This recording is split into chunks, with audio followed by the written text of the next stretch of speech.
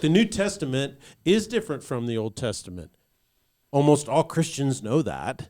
Right. And they know the demarcation that the Old Testament is about the Jewish religion and Jewish faith, but prophesies about the coming Messiah. And the New Testament is all about Jesus.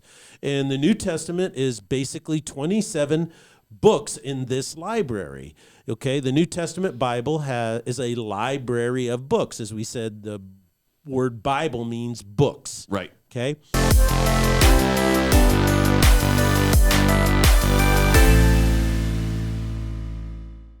Ladies and gentlemen, welcome to the Salty Pastor Podcast, a podcast dedicated to helping you learn and grow in your faith. It is a journey of faith, or as we set up last time, it is a wrestling match with your faith. Wrestling match that with you your must faith. go through. It is not something that you can passively do. Instead, it's something that you should be constantly growing and questioning and just making it stronger. Like, you got to work it out. You got to work it out. Ask questions. Yes. Push the limits. Do all of those things, and we are here to come alongside you to help you learn to critically think for yourself so that you know what you believe and why you believe it. Yes. My name is Jesse Maher. I will be the host, and we cannot do the Salty Pastor Podcast without the Salty Pastor himself, Dr. Douglas Peake. Man, it's so good to be here, everybody. It just dawned on me. It popped in my head right now as you're saying that. You know what the Salty Pastor is? It's the gym. It's the gym. We are the gym where you go to work out your faith. Your faith gym. Yeah, where people can pump the iron. And we don't. You You don't get have to out make a there. New Year's You're resolution. working out your faith. Yeah, you're saying, man, we're trying to give you the tools and the equipment to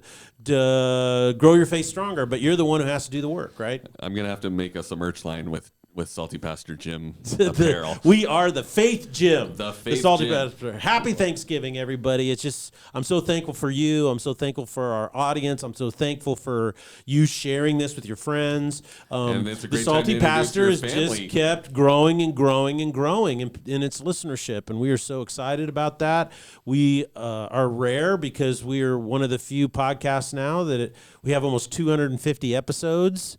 And so we're in that top 10% of podcasts that just keep going, and that is a testimony to the listeners. Yes, absolutely. And as it is Thanksgiving, this is a great episode to maybe introduce some of your friends and family that you have over to the Salty Pastor. If it's influenced you and made an impact in your life or helped you grow your faith, this is a great time to start introducing and going, hey, you should listen to this thing. It's pretty amazing. And we're all talking about the Bible. You know, on Tuesday we talked about how the Old Testament was formed, and there's a lot of criticisms about the Bible, and you can believe whatever you want about the Bible, but don't believe falsehoods. Right. Because that isn't going to help. And factually, they're accurate, and they were assembled well and established as the standard in 200 years before Christ was born. And nobody really who's a serious scholar questions that anymore. Absolutely. So we thoroughly discussed how the Old Testament was received and how we got it on Tuesday. And we're actually picking up our conversation because now I want to talk about how did we get the New Testament? How is it different from how we got the Old Testament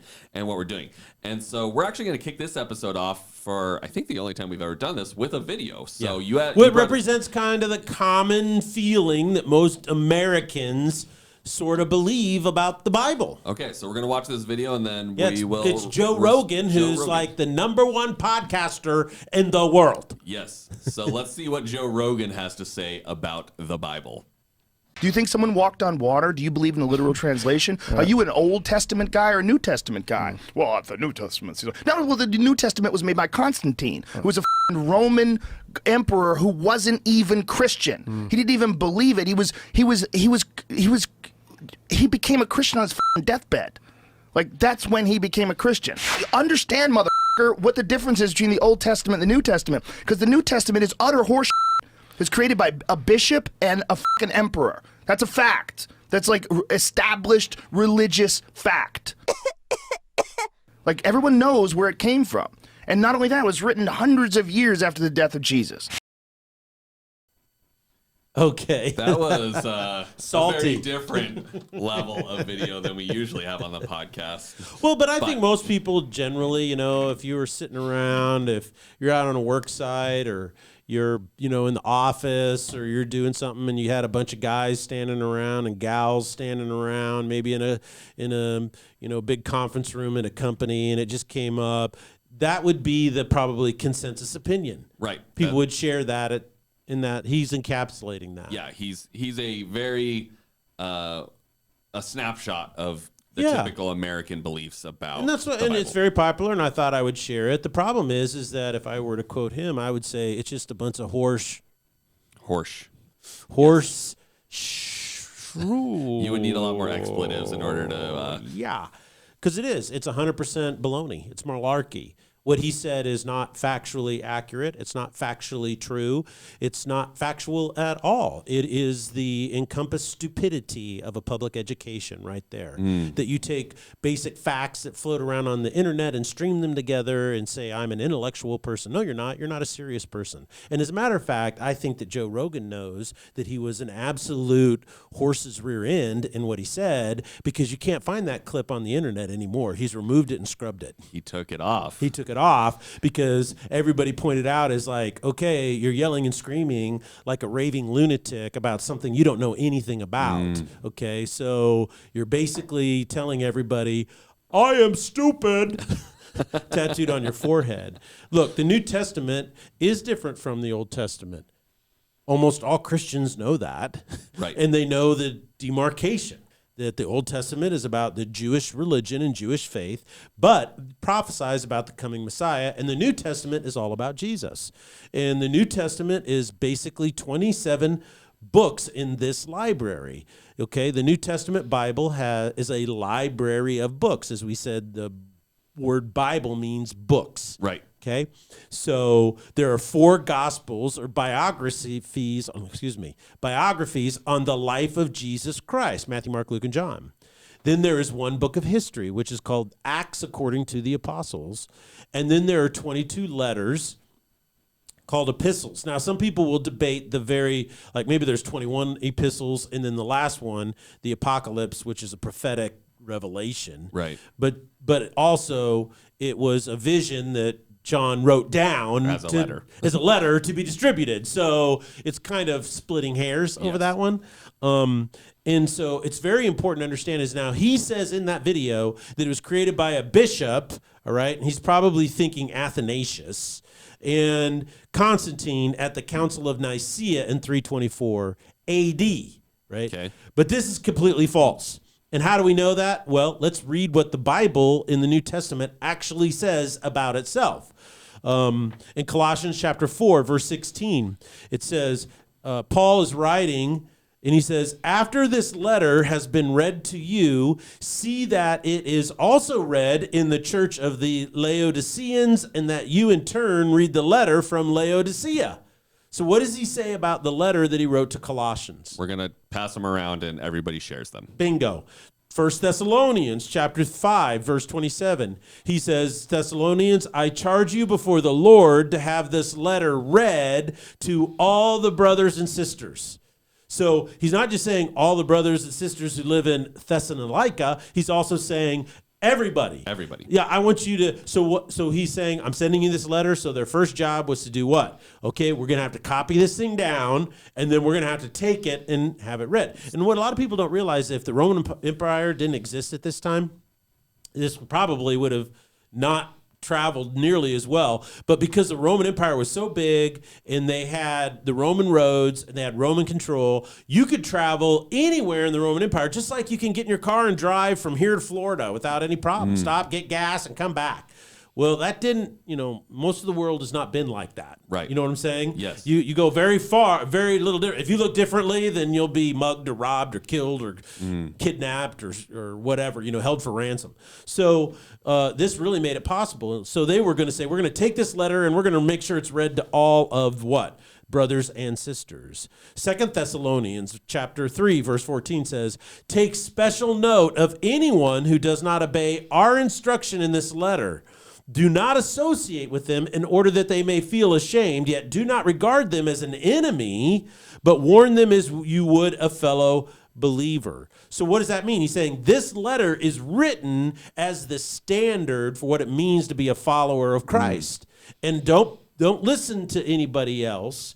Shun them, basically, is what he's saying. Don't treat them as an unbeliever, but don't treat them as a person who's in true Christianity. Okay.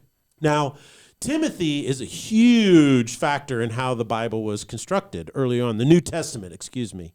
And this is what he says in 1 Timothy chapter 6, verse 20, Paul says, Timothy, guard what has been entrusted to your care. Now, I believe this has to do the truth of what was given to him, his spiritual gift through the laying on of hands, his commission from Paul, all the discipleship, but also he was the person who carried all of the letters and scrolls of Paul.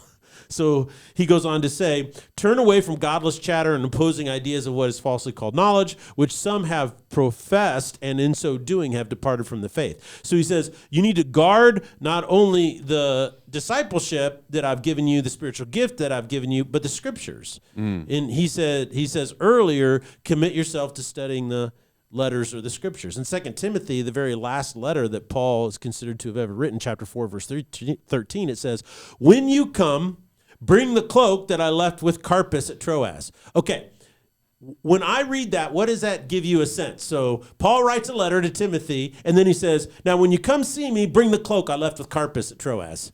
Means it wasn't something that was just created for, it wasn't just something that was written to be a religious text. It was like personal. a letter to a friend. Yeah. It was like, hey, I left my shoes at your place. Will you bring them with you? When Oh, you by come? the way, can you bring those too? Yeah. He goes, and then he says, and bring my scrolls, especially the parchments.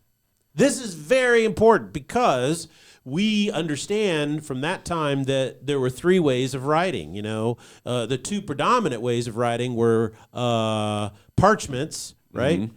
And there was papyrus. And parchment was cured skins, usually of sheep, right? Sometimes goats, on which it was specially cured so that it would always stay soft and you would write on it. And then you would roll it up. Okay. Papyra was different. It was made from the Papyrus plant in the river, the Nile River Valley. Mm-hmm. It's a reed plant, and there's a cellulose inside of it. So you would strip off the outer shell of this stuff, and it came out in these long strands. And what you would do is you'd lay them next to each other, overlap them a little bit, and then you would do it at a 90-degree angle all the way down. Then you would set stones on it, right, and you would dry it under compression, and that made basically a square, right, piece of paper that you could write on. In dry climates, they did very, very well. In humid climates, they would get moldy, and the mold would eat them. So in a dry climate, they could last for centuries. Yeah. And then you could roll them up, so they remain pliable. But parchments, though, were probably the predominant way. And I would assume they last longer, right? Because they're this. They can last a lot longer.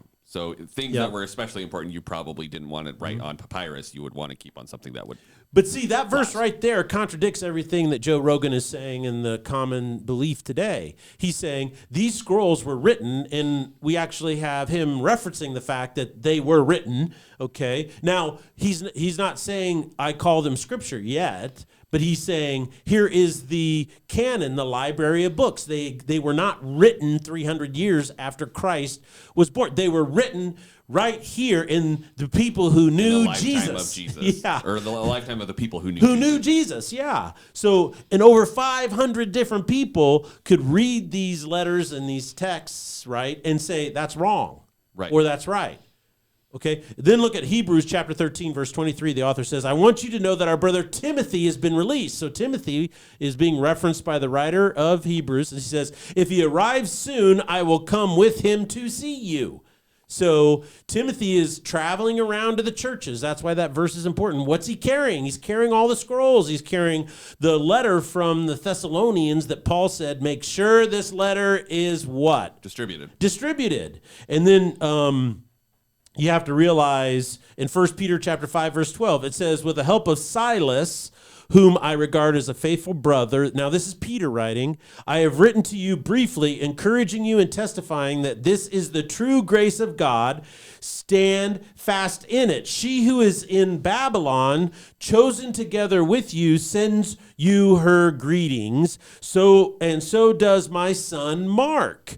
Greet one another with a kiss of love. Peace to all of you who are in Christ. 2 points of this. Another one, he says, greet one another with a kiss. This is why in Europe today, when you walk up, they greet you and kiss kiss you on one side or both sides of your face. Right. Okay, that's where this comes from. Okay. That tradition. For thousands of years, it's been that way. But he says, I want you to know my son Mark. Well, who is Mark? Well, it's John Mark. And John Mark was involved in the writing of these New Testament documents. He wrote the gospel according to Mark. And he traveled with Paul, right? And as they went to cities, Barnabas traveled with Silas. And Mark was, I believe, Barnabas's cousin, Okay. And so it's just interesting how they all travel. And who else traveled in this group was Luke. Okay, so they all traveled together. And what happened is they would travel, and John Mark would sit down, and he would write out a copy of his gospel, right? And then when they planted a church, they would leave that gospel, the testimony of Jesus, and then they would leave.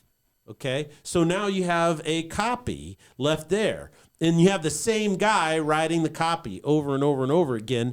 And what's odd is we have all these different fragments. Pastor Harv talked about them, thousands and thousands, and all these fragments of copies are the same. So he was, a Xerox machine, right? And the Bible says this is being right here in real time. It's referencing that it was writing itself, right? Here. Peter then says this. Notice what he says in 2 Peter. He goes, bear in mind that our Lord's patience means salvation, just as our dear brother Paul also wrote you with the wisdom that God gave him. And so what Peter was saying is all these letters that Paul wrote are divinely inspired by God. Okay. The wisdom of God exists in them. He goes on to say he writes in a way in all of his letters, speaking in them of these matters. His letters contain some things that are hard to understand, which ignorant and unstable people distort, as they do with the other scriptures. So notice how he uses the word scripture, Holy Scripture, the canon, the standard, it's genuine, and he equates the letters of Paul with what? The scriptures. The scriptures. So the notion that the scriptures were created 300 years after Christ was born is absolute, unequivocal horse manure. Unbelievably true.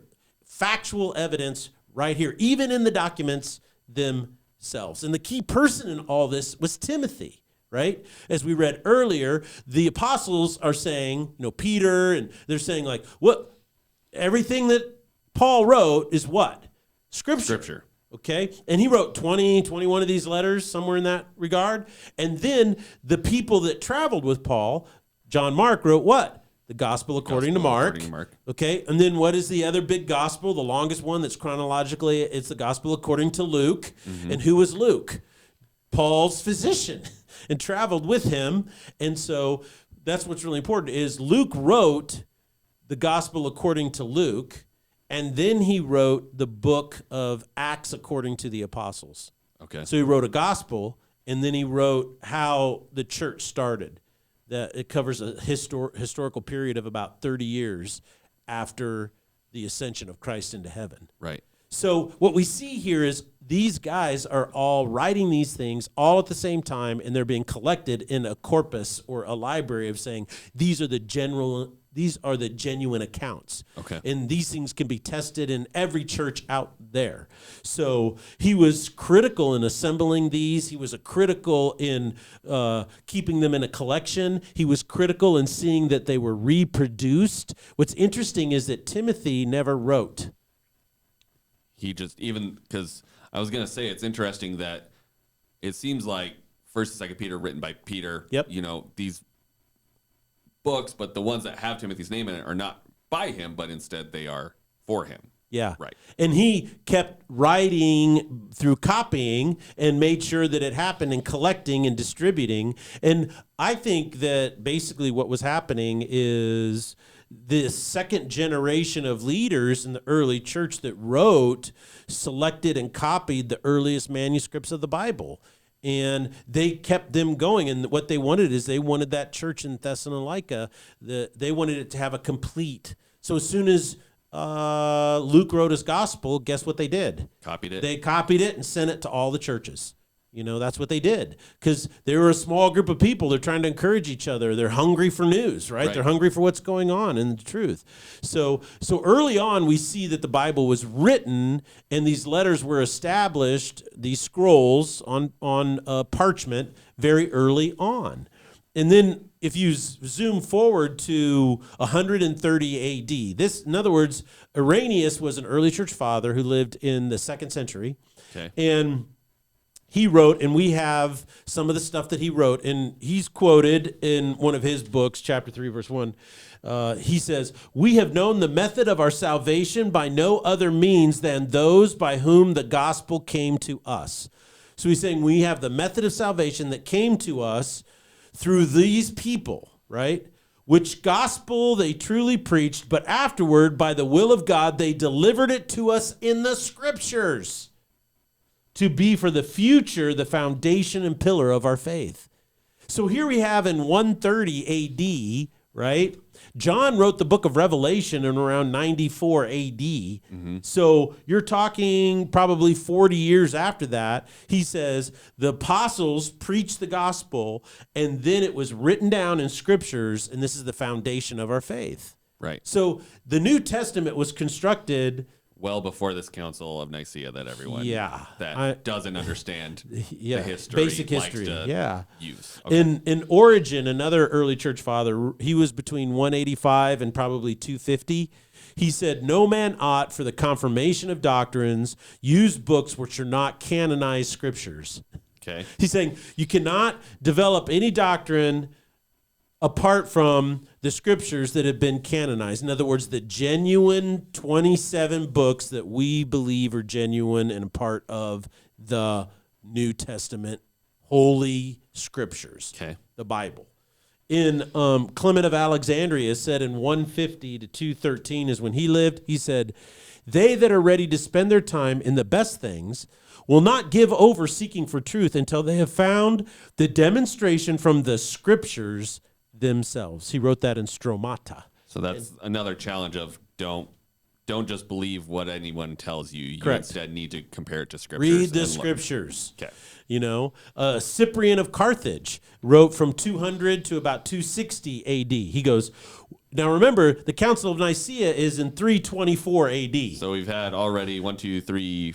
This is our fourth person that's basically like, hey, make sure you're looking at the scriptures that were set. That are existing. 100 years ago. Yes. He says, Cyprian of Carthage, he says, "Whence comes this tradition? Does it descend from the Lord's authority or from the commands and epistles of the apostles? For those things are to be done which are there written. If it be commanded in the Gospels or the epistles and the Acts of the Apostles, then let this holy tradition be observed." So what is he saying? He's basically saying what we consider the New Testament, he's basically saying if it's not the Gospels, the epistles, or the Acts of the Apostles, don't do it. Exactly. So he's basically already saying these are what we consider scriptures, are these particular letters and books. Yes. And Isn't that interesting? In 200 to 250 is what you had said? Yeah. Isn't that interesting? Okay. So, and then of course, he wrote that in his Popamium, or Pompamian, however you want to say it. Then the most famous, this is the bishop that Joe Rogan was referencing. His name was Athanasius. He is a giant of the faith, a scholar, and he argued against what is known as the Arian heresy. And the Arian heresy basically said Jesus wasn't fully God and fully human at the same time. And Athanasius said, yes, he was. And he won, and that was written in the Nicene Creed. Listen to what he says. He wrote extensively, but he says this: "The Holy Scriptures, given by the inspiration of God, are of themselves sufficient towards the discovery of truth." So he already knew what they were. They didn't make them up. He already knew what they were. After speaking of the books of the Old and New Testament, he writes, "These are fountains of salvation, that they who thirst may be satisfied with the living words they contain. In these alone is proclaimed the doctrine of godliness. Let no man add to these, neither let him take aught from these." So you can't add or subtract from them. They were already in existence. And then he actually, goes on further, and you know what he does is he lists what these books are. He says, "Again, it is not tedious to speak of the books of the New Testament. These are the 4 Gospels, according to Matthew, Mark, Luke, and John. Afterwards, the Acts of the Apostles and the epistles, 7 vis-a-vis of James, 1 of Peter, 2 of John, 3. So what is he saying? Well, you have the book of James, which is 1. He says Peter, there's 2, 1st and 2nd Peter. Right. And then John, there's 1st, 2nd, and 3rd John. right? And then after these, one of Jude. And then he goes, in addition, there are 14 epistles of Paul written in this order. First to the Romans, then to the Corinthians, and then to the Galatians, Ephesians, Philippians, and then Colossians. After these, to the Thessalonians, and then to the Hebrews, and again two to Timothy, one to Titus, and lastly to Philemon. And besides, he says we also have the revelation of John. So he basically lays out, these are the books. Yeah. Again, before this council of... Yeah, so he argued for this position at the Council of Nicaea, and the reason why Joe Rogan says what he says is because there were a couple of scholars in the late 1800s who basically tried to argue that that Christianity is a fraud. And the person who picked this up and ran with it and made it popular was the guy who wrote the fiction novels, The Da Vinci Code, and then Tom Hanks eventually made a movie out of it, The Da Vinci Code. And they were trying to say that it's all a fraud, it's all ridiculous, and it turns out to be bogus history, and it was a lie from beginning. And because every serious scholar, there's a scholar at Duke University who's kind of famous. His name is Bart Ehrman, and he is a critic. He's an atheist. He hates evangelical Christians, but he's also one of the forerunners and experts on first century literature. Okay. And he says this over and over, and he's even written books about this. He goes, look, I used to believe in God, I don't anymore. I used to be a Christian, I'm not anymore. He says, but if you're going to say that Jesus didn't exist, you're an idiot. He says, he absolutely does. And if these books were written at this time, now, I don't believe what's in them, and he tries to shred them, but it's interesting how he concedes all of this stuff. His scientific mind is able to say these did occur and these people did exist, and then he's arguing some other stuff, but he's at least admitting to himself, hey, they're all authentic. Right. He says they're all authentic. You may not believe what's in them, but they are authentic. In other words, who wrote them, the person who wrote them is who wrote them, right? And the person, they were written at this time. And so it's very important to understand that they are authentic. All 27 books that are in the New Testament, and these were brought together in the New Testament by Paul, and Timothy put them together, and then early church fathers in 130 AD, 150 AD, 200 AD, 250 AD, the list just goes down. They already knew what the books of the New Testament were, and they were telling people, please quit making up stuff. Stick with the scriptures. Right. Okay. And so the biggest criticism now is, okay, I concede the point that they were authentic back then and they knew what they were back then. But guess what? They've been copied and copied and copied, and then translated and translated, and then copied. And George Carlin, a comedian, and another comedian, they made these points a lot and got lots of laughs out of people. And their point is simple as that. Because it's been copied, there's mistakes and frauds. It's impossible to do that. Because it's been translated. Once you translate from one language to another, then it's been mistranslated over and over again. And so there are three very important considerations in this criticism they bring against the Bible. And the first one is this. If there was a single original manuscript, it could be changed or corrupted, right? If you had just one, and we only have one, like the Constitution, if you go to Washington, D.C., and you go to the National Archives, you can see one of the original copies of the Declaration of Independence. But they have multiples, right? But if there's only one, someone could sneak in there and change it. Did you ever see National Treasure with Nicolas Cage? You can steal it real easy, right? Apparently, according to the movie, and see all the secret Freemason stuff written on the back from the spectacles of Benjamin Franklin. You could corrupt it, okay? But this is what's really important to understand, is that everybody today loves facts and science. Okay, and I did a series called Faith and Science. Right. And in the whole premise of it is that if it wasn't for Christianity, there would be no science. And this is historically accurate. And so the scientific method is pretty basic, right? And that is you provide a hypothesis, and then what you do is you figure out a test to test whether it's true or not. Okay? And then you evaluate the results, and then you modify the hypothesis. And you keep conducting experiments until what? The experiment either proves false or true, the hypothesis. Correct. That's a basic scientific method. This is the basis for in many ways, the scientific revolution in Western civilization. It's the basis of the Industrial Revolution. It's the basis of the political revolution that we had to these representative republics and democracies. Yes. And so it's a revolution in healthcare. You can go back over and over and over again and look at all this stuff and see how this simple scientific method started the thinking that birthed all these revolutions. Mm-hmm. And in the same way, it all came from Francois Bacon, who he came up with this for science because he was a mathematician. And why was he a mathematician? Because he was a scholar and a linguist who read the scriptures. And he wanted to be able to look at these things. And see, that's what's so important. And this is what's so interesting is the first consideration is that what happens when you have thousands and thousands and thousands of copies and they all match? Then it's probably accurately copied. Exactly. And you can't corrupt them. Yeah, like if one gets changed, then you can go look at the other ones and say, well, this one doesn't match the 999 other ones. Yeah, and you know what that is? The scientific method. You see, in the scientific method, basically, is you have an experiment, and it produces the same result over and over again. And before we will adopt something as scientific fact, you know what happens is someone says, I've discovered blah, blah, blah. And then everybody goes, okay, let's see your research. And then what has to happen is another group of people that aren't affiliated with them in any way, shape, or form, doesn't get any money from them or anything at all. They're completely separate, right? They say, we were going to reproduce your experiment and see if it does that. And if they reproduce it exactly like the person said in their research, and it gets the same result, they go, something to this. Yes. You know, it's just like when Einstein said the theory of relativity.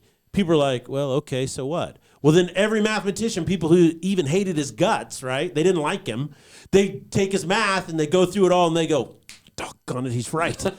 You know? See, they're reproducing the exact same mathematical result from the same mathematical equation over and over and over again. So everybody says, wow, this is a new discovery. And then they adopt it into the corpus, the library, the canon of scientific knowledge. Mm-hmm. So by the fact that we have thousands and thousands of copies is not a detriment, but it's actually what? Proof that it's true. Yes. It's the exact opposite of what these critics are saying. How can an experiment produce the same results? By following the exact same construct of the experiment. In the same manner, the science of copy making was extremely well developed. Why? Why was it? Because it was so expensive. As we read earlier, Paul said, bring my parchments, right? Okay, just to give you an idea, some references to a piece of parchment in the first century cost 40 denarii. Okay? So what does that mean? Well, a denarius was one full day's wage. Okay. And so he was saying it was 40 days of a man's wages. So in today's dollars, that's somewhere around $5,000 to $6,000.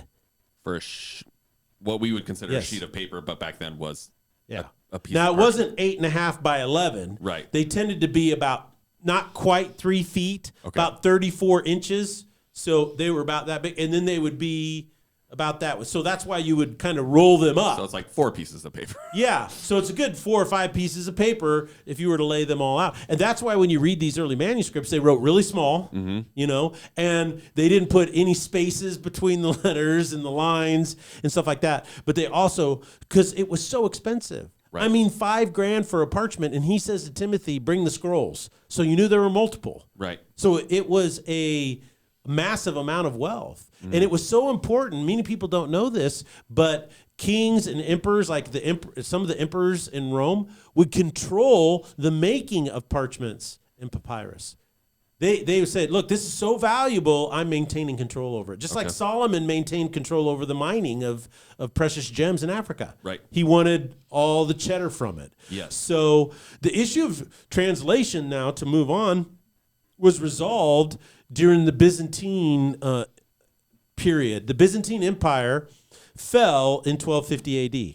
And the largest and most well-preserved parchments and papyrus libraries of scrolls of the New Testament were in Constantinople during the Byzantine Empire. Okay, they were collected there. And what happened is in the 11th century, about 150 years before the Byzantine Empire fell, is when the decline began. And during that period of time, scholars, right, and priests started to take these libraries, and they would take them because they're so expensive and valuable, and then they immigrated west. And a lot of them ended up in Florence. And the reason why they ended up in Florence, Italy, is because of the Medici family.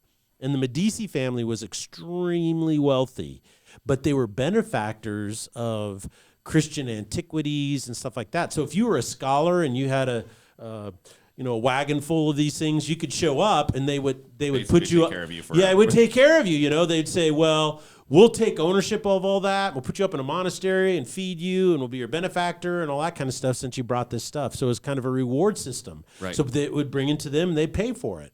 And they had really deep pockets, the Medicis did. And if you go to Vienna or Venice, if you ever get there, and then travel over to Florence, we spent a lot of time in Florence, you see how much money the Medicis had. It was pretty impressive, just everything that they did. But once that happened, is what people don't realize is that the blossoming of Western civilization was the Renaissance, right? Yes. Michelangelo, and then all the of these great art things, and all these great things that happened in the 1400s. Which correlates to when a lot of this migration of all of this things. scripture and all of this knowledge came from the east into the west. And it started, it fell. Byzantine Empire ended in 1250, when Constantinople was entered to and sacked. But most of that stuff had been taken out and found a home in Western civilization, right? In France and Italy and those places. And what ended up happening is within 100 years, after that, 150 years, the Renaissance explodes. So it's really quite remarkable. So the bottom line is this.